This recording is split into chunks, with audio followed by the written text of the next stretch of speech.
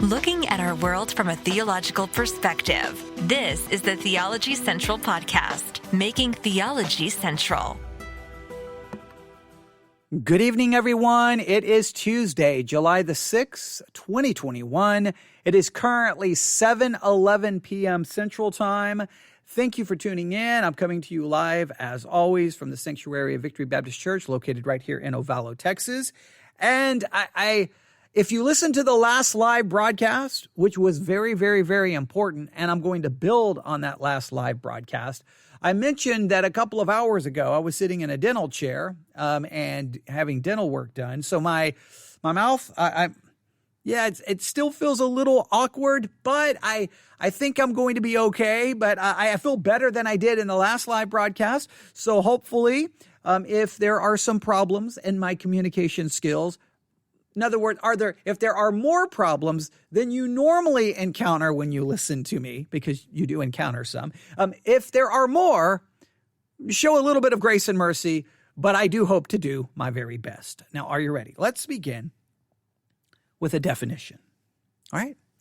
I want you to think about this. I'm going to put your thinking caps on because this is very important. A kind of a theme is emerging this evening. And I really didn't intend for this theme to emerge, but I never know. That's one of the wonderful things about podcasting. That's part of the wonderful world of podcasting is I have a microphone and I can turn it on, and every day I wake up, I may have 10 ideas of what I want to talk about, but every day things can change that. And then I start talking and realize, I kind of have a theme emerging here. And then we can just pursue that theme, well, as long as you want to talk about it, all right? So, of course, your feedback is always helpful and really determines how much time I spend on a subject. But you can email me at newsif@yahoo.com. newsif@yahoo.com. So before I give you the definition of this word, let me just establish kind of a thesis that I have been talking about for a very, it seems like as long as I've been talking into microphones, which is well over 20 years, I have been trying to put forth this concept that as Christians, as pastors, as Sunday school teachers, as a church member, we need to always be paying attention to what is happening in the church and what forces are a possible threat to the church moving forward. It's not just, we need to always take time to study where the church was in the past. That's why the study of church history should be prominent in every single church. If your church doesn't study church history on a regular and consistent basis, I'm sorry, you are not being equipped. You are being put in spiritual danger because it's understanding the past is how we can then interpret the present and how we can avoid the mistakes of the past in the future. And again, whether you know church history or don't know church history, you're being influenced by it. So I think we need to be looking back, understanding what the church did, the good, the bad, the ugly. We need to see it all, the good, the bad, the ugly. And we learn from that, and we can be warned by that, and it can help us understand in the present. But while we're here in the present, we need to then be looking around at what's going on right now as we speak. So we need to be studying the past. We need to be aware and paying attention to what's going on around us in the present. How do we do that? Well, paying attention to what books are being released within the Christian world. Christian publishers, what books are out there? How many copies are being sold? How influential are these Christian books? And then we need to be paying attention to what's being preached in churches. Just listen to sermons, not just in your church, and churches all around you. Look, I don't know what city you live in. Just start listening to sermons from all the churches around you. Find out what's going on in those churches. Are you noticing a theme? Are you noticing a pattern? Is something happening? Because by knowing, so we need to know the past. We can better understand the present. We need to pay attention to what's going on in the present. And we pay attention to what's going on in the present because it helps us to see what the danger the church will be facing in the future. We've got to be paying attention because we need Christians to say, no, look, listen, everyone, right there. There's the danger. There's the threat. It may be present now, or it may be not completely has manifested itself, but it is going to be there. And sometimes I feel like Christians are ignorant of the past. They don't really pay attention to what's going on around them in the present. And we seem sometimes blinded by what's coming in the future. So therefore, Christianity tends to be reactive instead of proactive. We tend to be reactive instead of proactive. I've told the story a million times. I'll tell it to you again. I heard about this book coming out called The Da Vinci Code, and I heard that it made some historical claims about in regards to Christianity that were just not correct. So I was like, got to do something about this. So I remember coming to the church, telling everyone, here, there's this book coming out called The Da Vinci Code. It makes the following historical claims. So what we're going to do is we're going to look at make some claims about the Council of Nicaea. So we're going to go back and study church history. See how that works, so that we can understand the present, because this book is making claims about church history, so that you'll really know what happened at that Council of Nicaea. So you'll really know. All right. So, and I want everyone, and I told everyone at church, go buy the book, look at it for yourself, and then we'll talk about it. So we talked about it. We warned about it. We taught.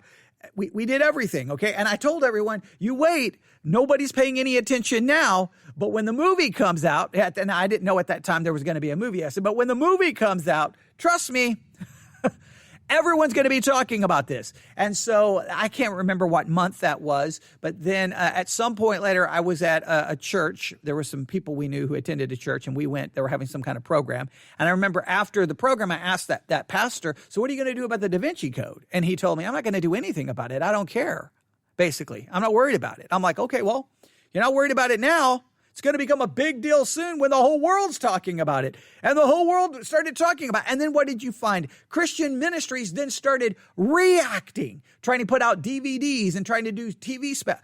Where were you way before? Why couldn't you see it coming? It was the writing was on the wall.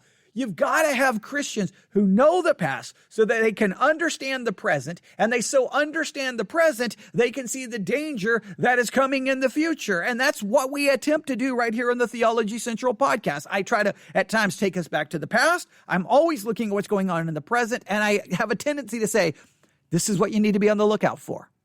This is what you need to be on the lookout for. And sometimes I depart from the what everyone else is saying. I know right now everyone is saying Christian radio, Christian podcast, everyone's saying, hey, critical race theory. Critical race theory is a threat to the church. The church needs to prepare people for critical race theory. And I believe critical race theory is actually a distraction. I believe critical race theory, we can talk about its threat and danger to society, threat and danger to education. I'm not denying any of that. I'm saying for the church, critical race theory is a distraction, because I don't believe critical race theory is going to infiltrate most conservative Bible preaching churches. Critical race theory is going to stand out like a sore thumb, and it's going to be immediately rejected. My concern is the ideologies, the philosophies, the way of thinking that seems more compatible to Christianity. It has some connection with it, and we're like, okay, and we start thinking that way, but in reality, it's not actually biblical Christianity, and sooner or later, it begins to kind of replace a biblical worldview from an ideological worldview that just appears to be conservative, appears to be political, but it's not actually biblical. And I keep warning about that and warning about that. So here's what I'm going to do. I want you to consider two threats to, I believe, your church and my church. The first one we talked about in the last live broadcast. Go find the episode called Hobby Lobby and Dominionism. I believe Christian dominionism, either in its soft form, hard form, moderate form, that there's an element of Christian dominionism that is a threat to American Christianity and conservative churches, right? Keep that in mind. But there's another threat that I want you to consider. Individualism. Individualism is defined the following way. Individualism is a social theory advocating the liberty, rights, or independent action of the individual. Now, that may sound great, right? Okay, a social theory advocating the liberty, rights, and independent action of the individual. That may sound good, right? Not talking about it as a social theory. I'm talking about the church. Stay with me. Next, the principle or habit or behalf in independent thought or action. Okay, I love independent thought and action. I understand that. Now, there's a danger here, but we'll continue. The pursuit of individual rather than the common or collective interest, egoism. All right, this is the idea of you elevate the individual. It's me. I elevate me. Okay, it's all about me. All right.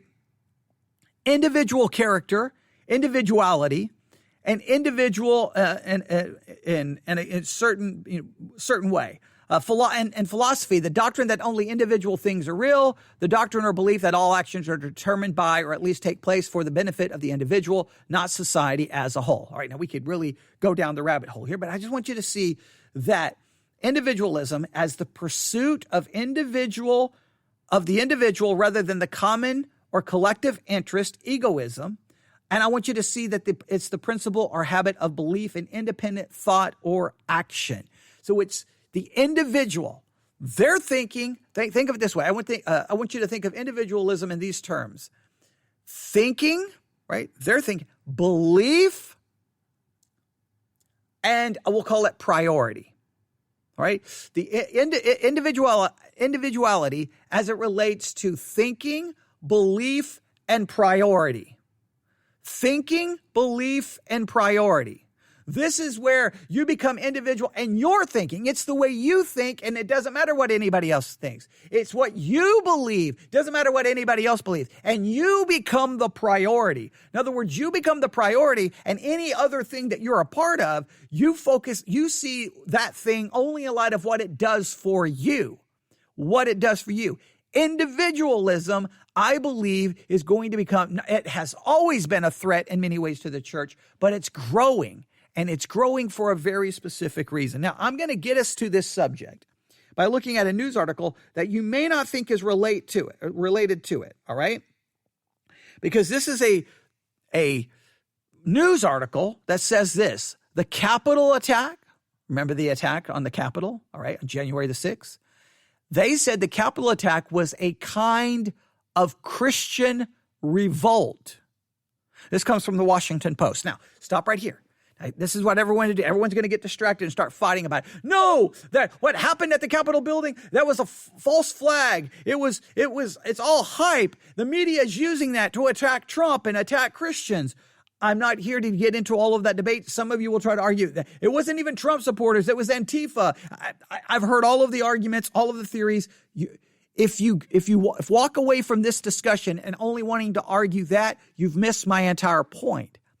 In this article, something is mentioned that jumped off the page, smacked me in the face, and it had nothing to do with the Capitol or any of that. It had something deeper. Listen to what they say. Last month, one of the accused, January the 6th Capitol insurrectionist, told a D.C. judge that she didn't recognize his authority and was making a divine special appearance.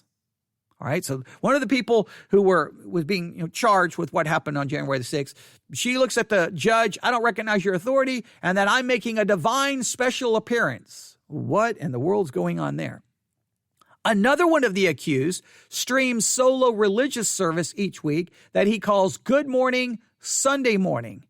A third runs a 65,000 subscriber YouTube channel where he shares Bible verses and calls himself a healer of deeper inner wounds. All right. Pauline, I don't know how to say the last name. It names three individuals: Pauline, Stephen, and Jenna. All right. Three individuals. I'm not going to try to say the last name of one of the individuals because I would probably get it wrong. And then someone would email me and tell me I got it wrong. All right.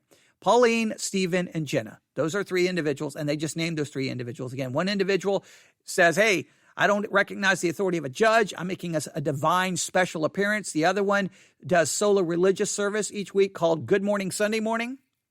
It's a solo religious service. Please note they use that word. In other words, it's not connected to a church. It's just an individual doing a Sunday morning religious service for people who don't go to church. And then a third one runs a 65,000 subscriber YouTube channel where she shares Bible verses and calls herself a healer of deep inner wounds. But it's just her. These are very individualistic spirituality. Keep that in mind. Now, it says, when these three individuals were among the thousands who descended on the Capitol in protest of what they falsely called a stolen election, including some who saw themselves engaged in a spiritual war, for many, their religious beliefs were not tied to any specific church or denomination.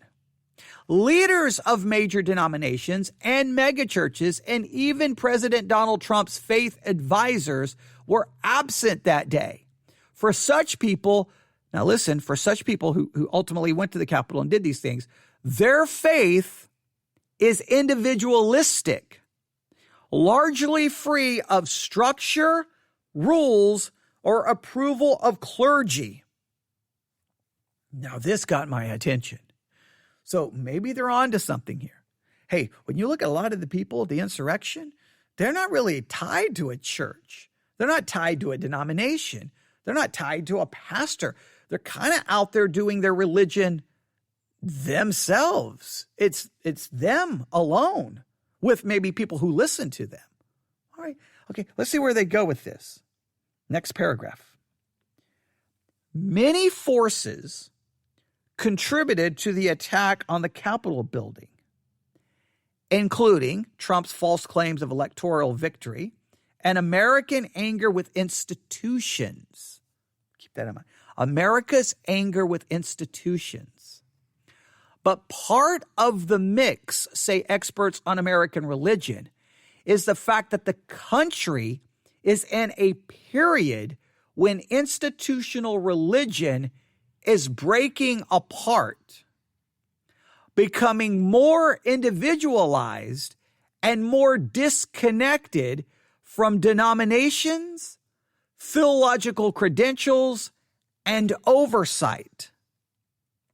So we have something happening within the country. It's a distrust of institutions. I don't like institutions. I don't like their political structure. I don't like their power. I don't like everything about them. I don't like their corruption, their hypocrisy, their failure. I don't like it. I don't like it. So I'm not going to listen to an institution. I'm going to do it myself. And I think that there are more people becoming very dissatisfied with the institutional church. Now, in some cases, it's the church's fault. The church is turning to politics, political hijacking, and all kinds of things are happening in the church. I talked about it in the last live broadcast. There's all these things infiltrating the church. And many are sitting in the pew going, what in the world is going on? What's happening here? And so they get frustrated and they disconnect from the institutionalized religion. In other words, they're now removed from a denomination, they're removed from a church, they're removed from a doctrinal statement, they're removed from a statement of faith, they're removed from a pastor, and it's just them out there on their own, picking up whatever they can pick up from wherever they pick up, and they're going to pick up what they pick up from whom they like and what they like, because now it's going to become more about them. There is a danger here, and it's a danger to Christianity. They go on to say in this article, so this idea that more people are becoming disconnected from any institution, they go on to say, this is someone from Yale University, a sociologist, saying that has created a room for what this Yale University sociologist is calling a free-for-all. It's a free-for-all. All right? Now, I think this is very, very important right here, okay? They go and said, reinvention in the past, and every indication is we're in the middle of one of those now. We're in the middle of one right now, a reinvention period. In other words, a reinvention of, I guess, religious ideas, religious beliefs. He says, such moments are periods of opportunity and creativity, but also danger and violence.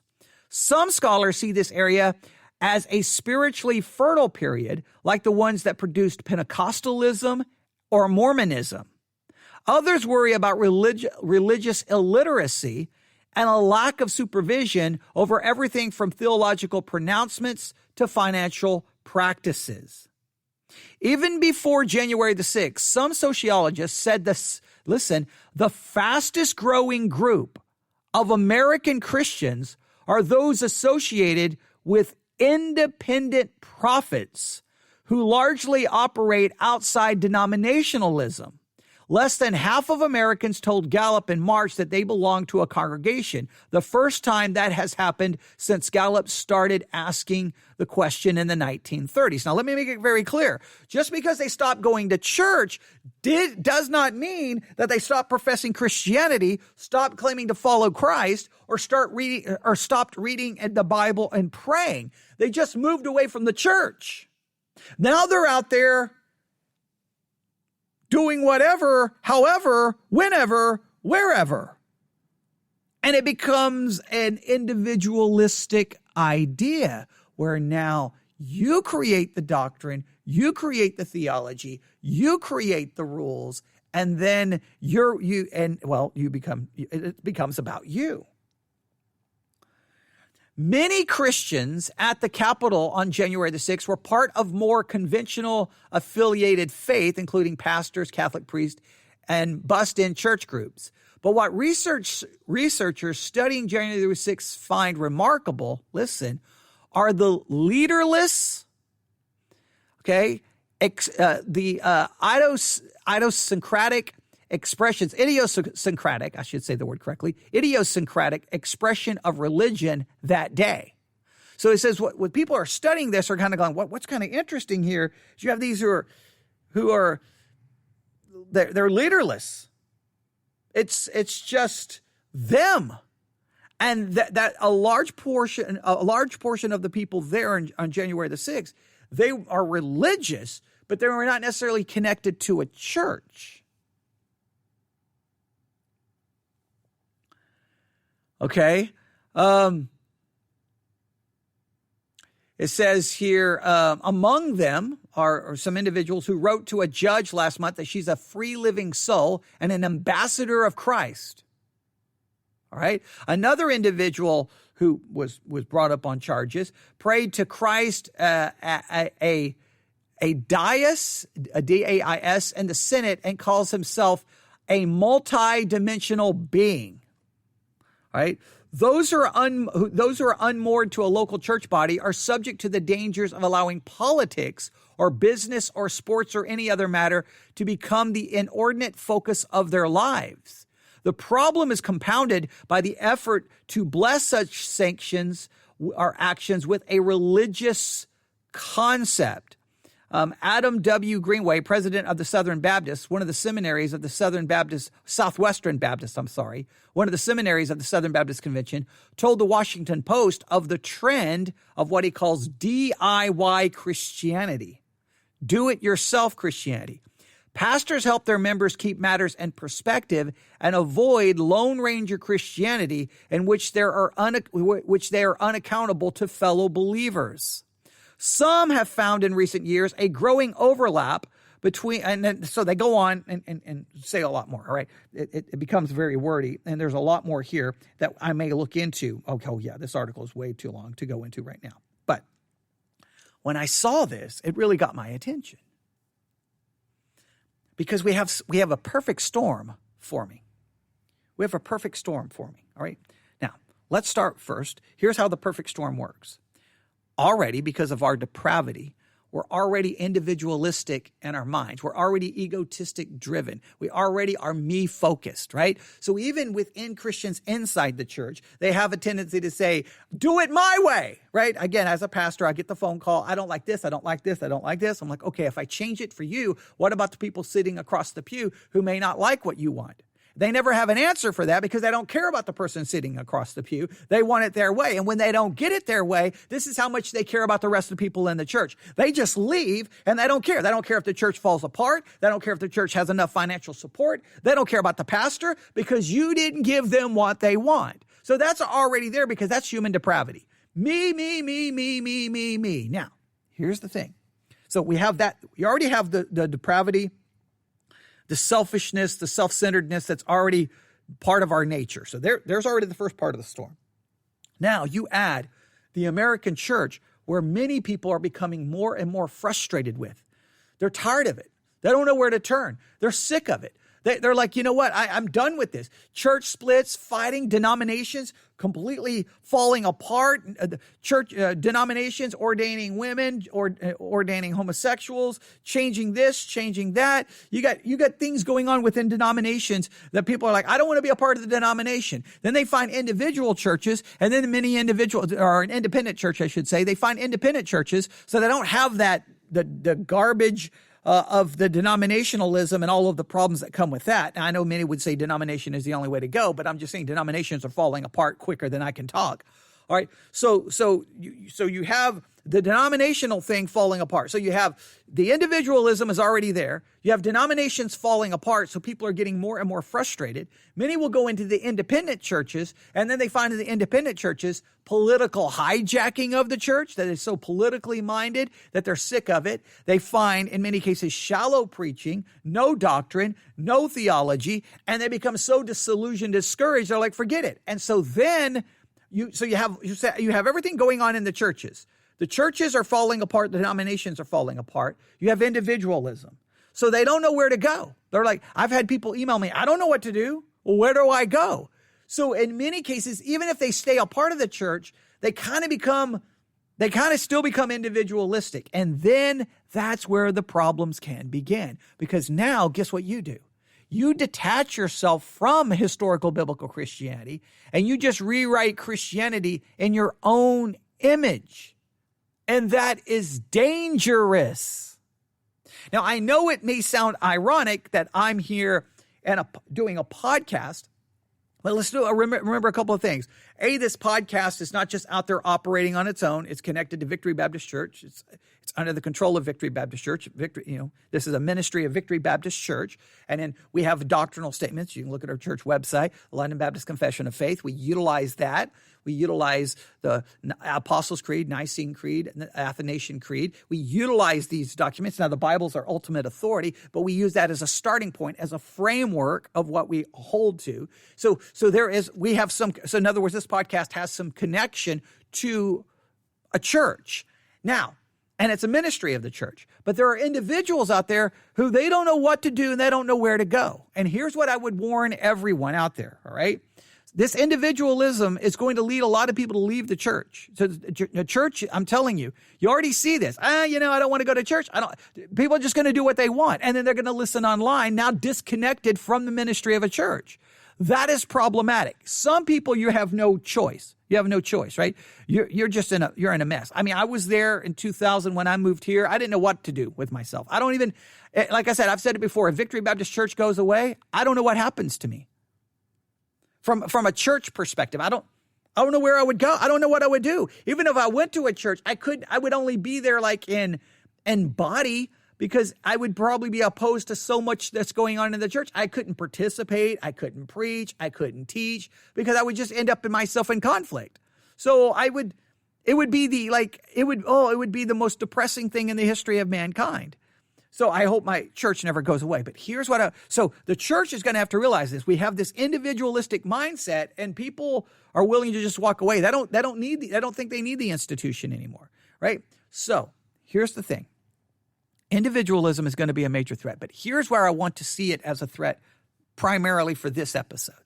For you, I don't know who you are. I don't know your name, but you're out there and you don't know where to go to church. All the churches are just a mess. Maybe you're even a part of a church, but you're not really connected to it. You're kind of like, I don't know what to do.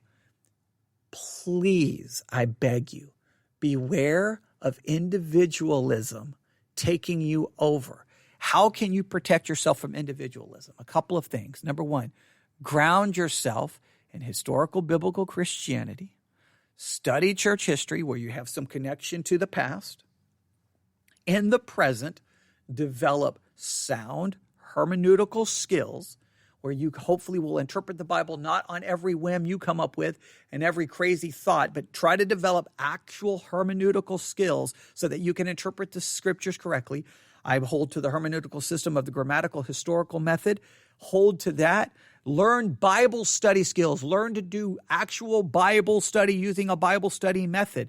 That will give you observational skills. So you need interpretive skills. You need observational skills. That keeps you, and try to check yourself, right? Because just because you're out there kind of operating on your own, you're in a dangerous situation where you can just start turning Christianity anything you want. Keeping it connected to history hopefully will give you a framework to keep you from going off the road. Good Bible study skills hopefully will keep you grounded from just twisting the scripture and ending up, in some jungle in the middle of South America drinking grape Kool-Aid. Okay, you got to have something to protect you there. And then, this is very important. If you find a ministry that you believe is solid, teaching, challenging you, do what you can to connect yourself to that ministry. Even though you may not be able to be there present, connect yourself to it. Make yourself known. Support, give, almost like you are a part of it as much as you possibly can.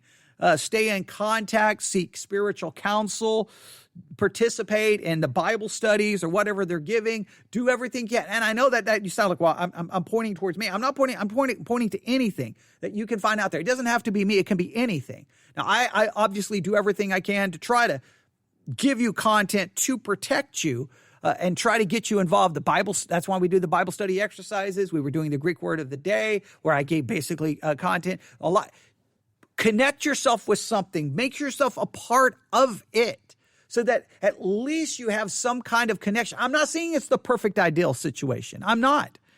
But I believe as churches get worse, as churches fall apart, because again, I believe the churches are going to get worse and worse and worse. I think that's just biblical, unless my understanding of prophecy is incorrect. I don't see put it this way, I don't see anything indicating that they're going to get better. I've been a part of Christianity now since the 80s, and the churches are worse now than they were in the 80s. That's just fact, all right? Churches are falling completely apart. They're being hijacked with every crazy ideology you can think of and false doctrine. So it's a mess. So I would say that as that happens, there's going to be more people out there who are not abandoning Christ. They're not abandoning Christianity. They're just tired of the institutionalized mess of the church. And they don't know, where do I go to church? Now, I know what some people say, well, you know what? If you can't find a good church in your group, go find a church over here. Well, then you've got to ask yourself, can you do that? For example, there's a lot of great Lutheran preachers and some great Lutheran preaching I have been exposed to in my time as a Christian. I mean, I was a Lutheran for a period of time. But could I go back to a Lutheran church now that's baptizing a baby, holding that baby up and saying, welcome everyone, your new sister and new brother in the Lord? I'm sorry, I reject baptismal regeneration, and I reject the baptism of infants. I mean, I guess I could go there, attend, but I mean, it's going to be individualistic, right? I would be there, I would be attending, but I'm rejecting the fundamental theology doctrine, one of the fundamental doctrines of their church. So I couldn't be a part of it in any meaningful way. So I would be there, but still be being very individualistic. So the danger of individualism would still be there. And the city I live in, there's a lot of people to see the Presbyterian church. I think it's an OPC church. I think it's that Orthodox Presbyterian church. I can't remember. So many different Presbyterian groups. Everyone says that's an amazing church, great church. Okay, wonderful. I couldn't go there because they believe in infant baptism. I reject infant baptism outright. I guess I could go, but I would still be operating in an individualistic mindset. Now, I'm not, look, there's some churches I could go to where we have a difference and some doctrinal things, but they don't rise to something as big as that. I mean, infant baptism is either seen as a sacrament that saves, or is seen as, basically bringing the person into the body of Christ, bringing them into the visible body of Christ, the church, and they're not even saved. And because it's the mark of the covenant, and you can get into all the issues, I would have some issues there. And again, the church could not accept me as a member because I don't believe that. So I couldn't even be a member. So I could attend, but I would be operating in an individualistic standpoint. It's going to become more and more, Christianity is going to become more individualistic as more and more people find themselves without a true church home. And once they find themselves in an individualistic mindset, then all of the dangers of individualism can begin to grow, and then it's a danger for you. All I'm saying is you've got to protect yourself. Church history, get yourself rooted in historical teachings of Christianity.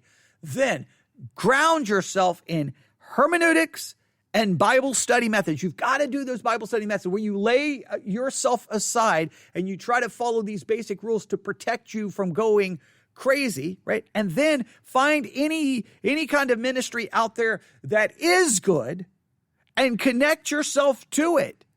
Connect yourself to it by giving, by participating, by letting them know that you're kind of now a part of their group and you're looking to them. And then hopefully they can hold you accountable, you can hold them accountable, and hopefully you can work and struggle together. I just think that the rise of the individual Lone Ranger Christian, it's going to become a major factor. I mean, it's crazy. That's a secular article going, there's something's happening within Christianity. Something's happening within the religious world, and it's the rise of individualism.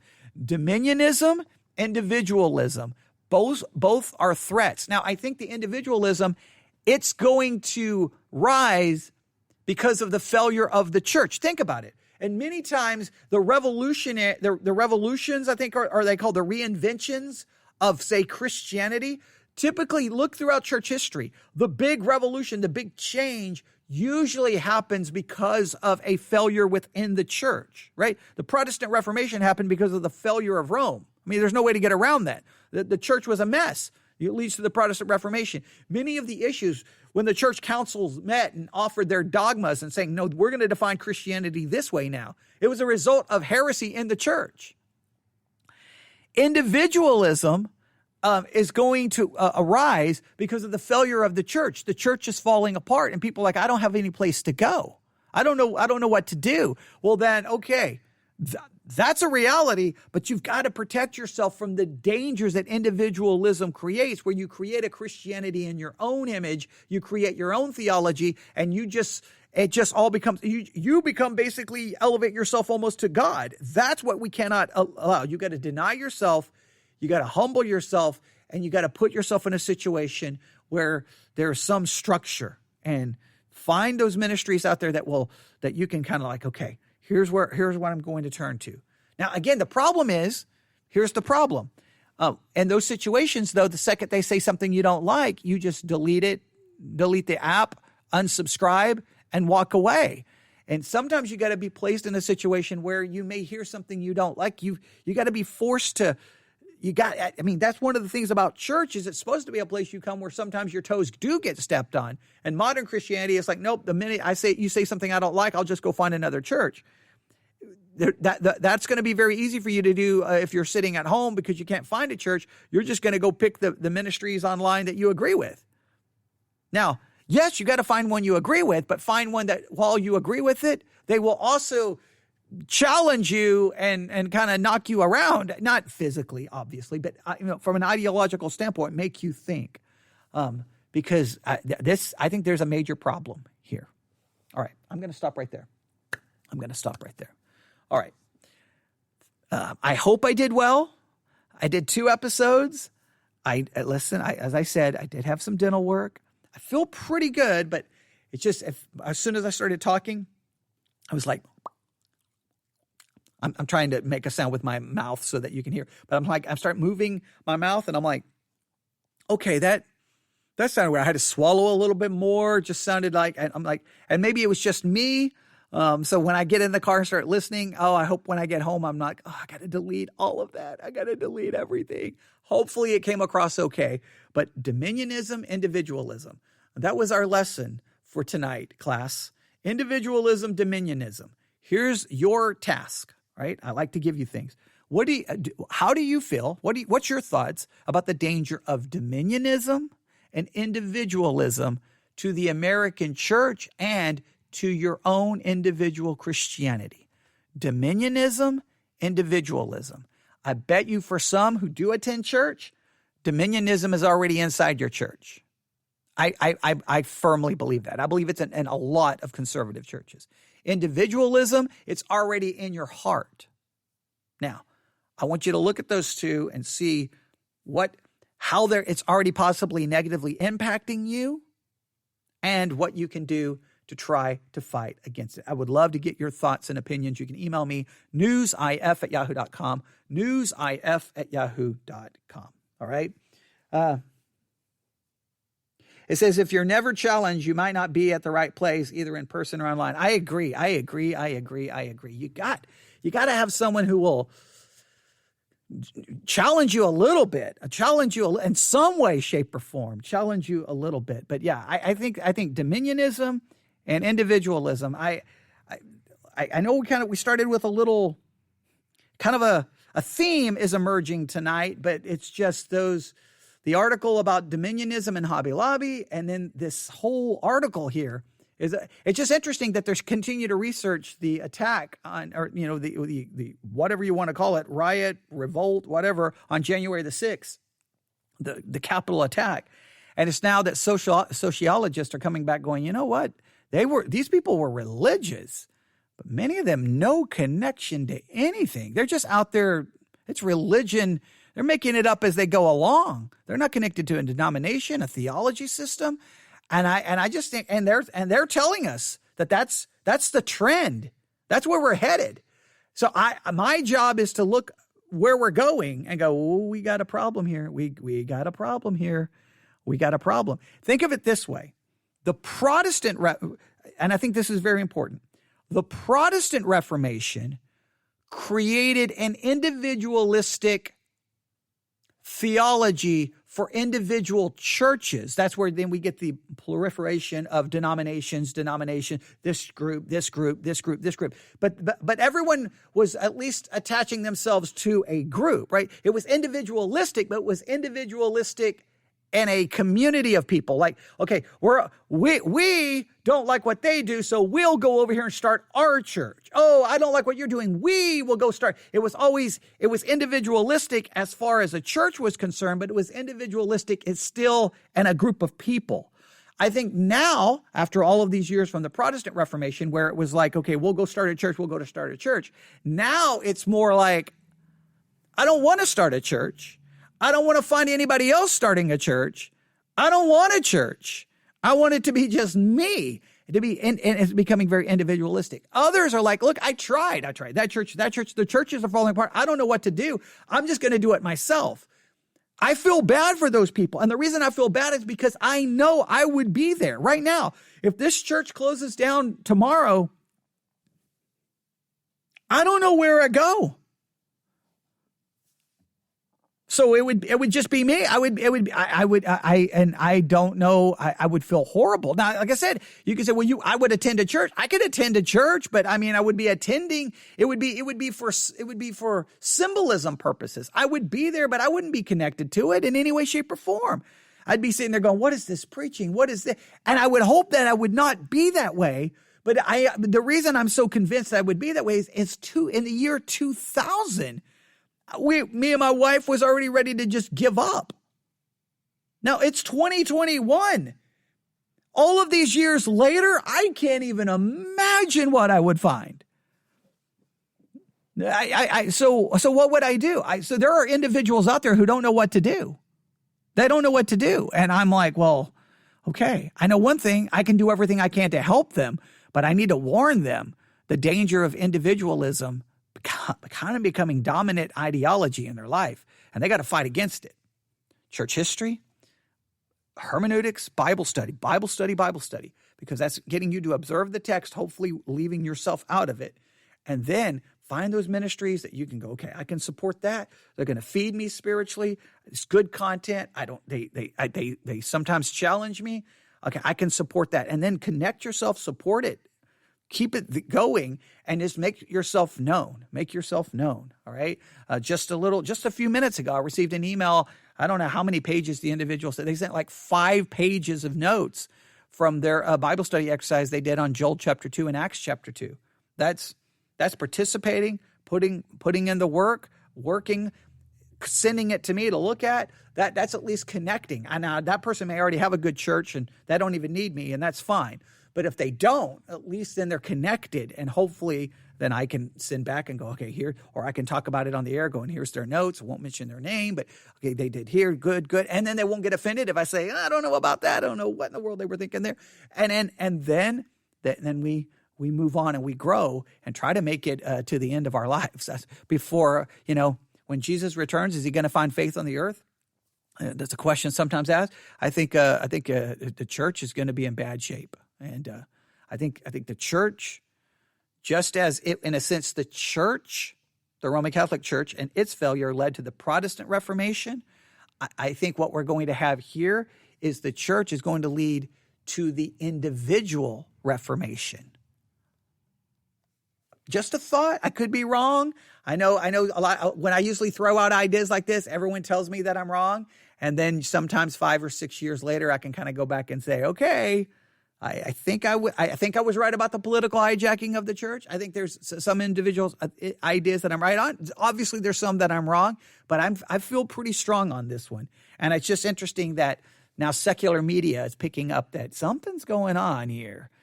Okay, because I think originally they were like, hey, this is a bunch of Christians out there. And now they're like, well, it's a bunch of Christians not connected to anything. They're kind of, it's their own Christianity. At least they're willing to acknowledge that, right? And I think there's going to have to be more studies that way. When they do these polls and studies, okay, not only do you claim to be a Christian, are you affiliated with anything remotely called Christianity? Like, okay, you're a Christian, but what are you connected to? Go to a church, a Bible study? Do you hold to any of the historical creeds? Is there a confession of faith? And I think you're going to find a lot of people today like, I'm not connected to anything, but I'm a follower of Jesus. And then that's going to be like, oh, so what's your actual doctrine? Well, I make it up as I go along. And I think that's where we're headed. All right. I'm late to get home. There was, for those who don't know, professional wrestling fan, 7:00 tonight. Oh, the Great American Bash. I was supposed to watch it, so I've got to get there and restart it. Hopefully my AT&T TV lets me restart it so I can watch it. I think it's recording, so hopefully it is. All right, that's what I'm going to go do. I know some people say, what? You watch? Not here to get into an argument. If you want to talk about wrestling and why I like it and storylines, we can talk about it. And it's not, the wrestling today is very different than the wrestlings of the 1990s when you had the Attitude Era. And you couldn't watch some of it because, of its inappropriate content. But that's a whole different story, all right? So that's what I'm going to do. All right. I know. I better hurry. Okay. I'm trying to make sure I give full time for this. So as long as I get there before, I think it ends at 9:05, 9:06. They usually, USA Network does about a 6-minute overrun. So, and that's done to manipulate the ratings. But that's a whole different story. Okay, so I'm going to go do that. Everyone have a great night. And I hopefully was able to communicate clearly after having dental work. If I did make lots of mistakes, I apologize. But everyone have a great night. Thanks for listening. Hey, Will, as always, thank you. Always appreciate knowing that you're out there. Everyone have a great night. God bless.